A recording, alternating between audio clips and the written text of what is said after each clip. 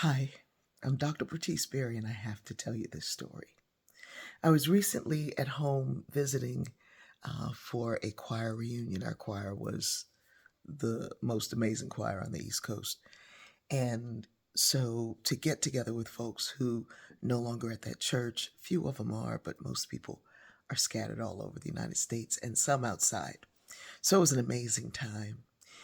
And I was talking to one of my brothers, Tracy Payne, who is really the historian for the Church of God in Christ.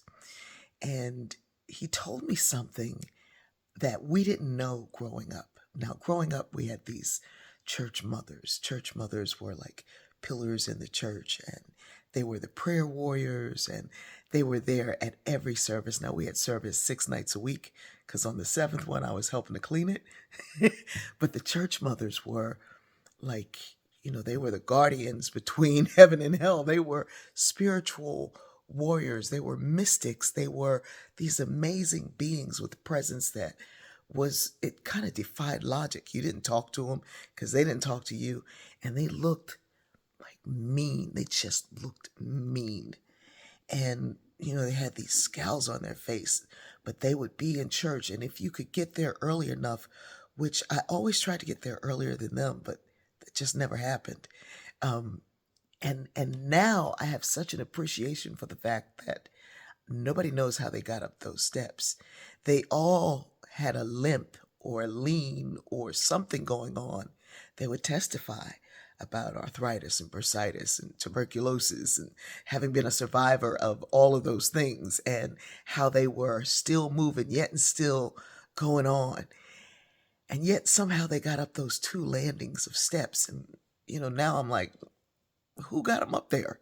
And you'd get there and they'd already be sitting in their seat in white, dressed in white.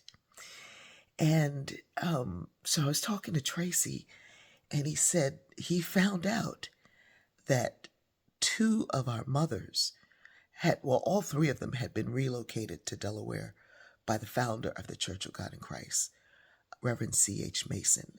Amazing man. Look him up, Reverend C.H. Mason. And they had been relocated there from the Tulsa massacres. Now I know why they look like that. Now I know why they never talked about it. I know because I know how horrific that Tulsa massacre was. And these beautiful beings who prayed for everybody, who had endured so much and had lost everything, every song they sang has a whole new meaning for me. I thought about the shame that people carry because of what someone else has done to them. The shame they carry because of what someone else has done to them. And the shameful way we learned our history growing up. We carried shame about slavery because somebody else was telling our story. And I deliberately decided to tell my own stories because I didn't want anybody else controlling the narrative of my own life. And Black Americans have deliberately decided to tell their own stories.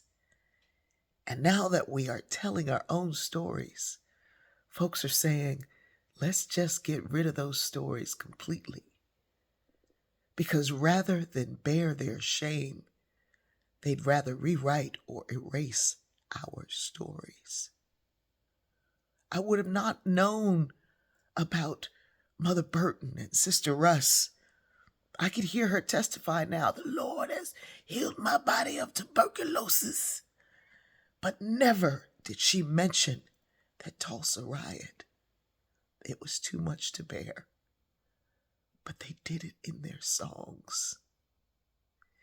It's another day that the Lord has kept me. It's another day that the Lord has kept me.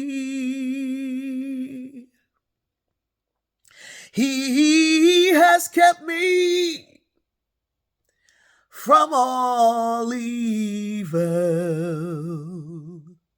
with a mind